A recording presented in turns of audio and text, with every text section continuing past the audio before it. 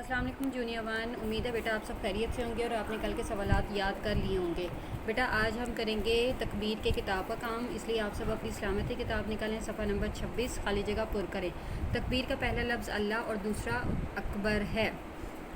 दूसरा है मैं खड़े होते वक्त डैश पढ़ती हूँ अल्लाह अकबर। मैं डैश चढ़ते वक्त अल्लाह अकबर पढ़ता हूँ। सीढ़ियाँ मैं अल्लाह ताला की डैश का नज़ारा करते हुए अल्लाह अकबर पढ़ता हूँ। कुदरत। उसके आगे सवाल है दुरुस्त जुमले के सामने दुरुस्त और गलत के सामने गलत का निशान लगाएं। बुलंदी पर चढ़ते वक्त बिस्मिल्लाह पढ़नी चाहिए, गलत। बेटा अल्लाह अकबर पढ़ना चाहिए। हर नमाज के बाद 34 मरतबा अल्लाह अकबर पढ़ना चाहिए, दुरुस्त है। अल्लाह अकबर का मतलब है अल्लाह सबसे बड़ा है, दुरुस्त है। सीढ़ियाँ चढ़ते वक्त अल्लाह अकबर पढ़ना चाहिए, ये भी दुरुस्त है। इसके बाद है आपका सफ़ा नंबर 27 पे लाइन की मदद से जुमलों को दुरुस्त तस्वीर के साथ मिलाएं। मैं बुलंदी पर चढ़ते वक्त अल्लाह अकबर पढ़ता हूँ। देखिए मैंने मैच किया हुआ है। मैं हर नमाज के बाद 34 मरतबा अल्लाह अकबर पढ़ती हूँ। मैं सीढ़ियाँ चढ़ते वक्त अल्लाह अकबर पढ़ता हूँ और मैं अल्लाह की कुदरत का नज़ारा करते वक्त अल्लाह अकबर पढ़ता हूँ। बेटा आखिरी सवाल है नुक्ते मिलाइए और रंग भरिए।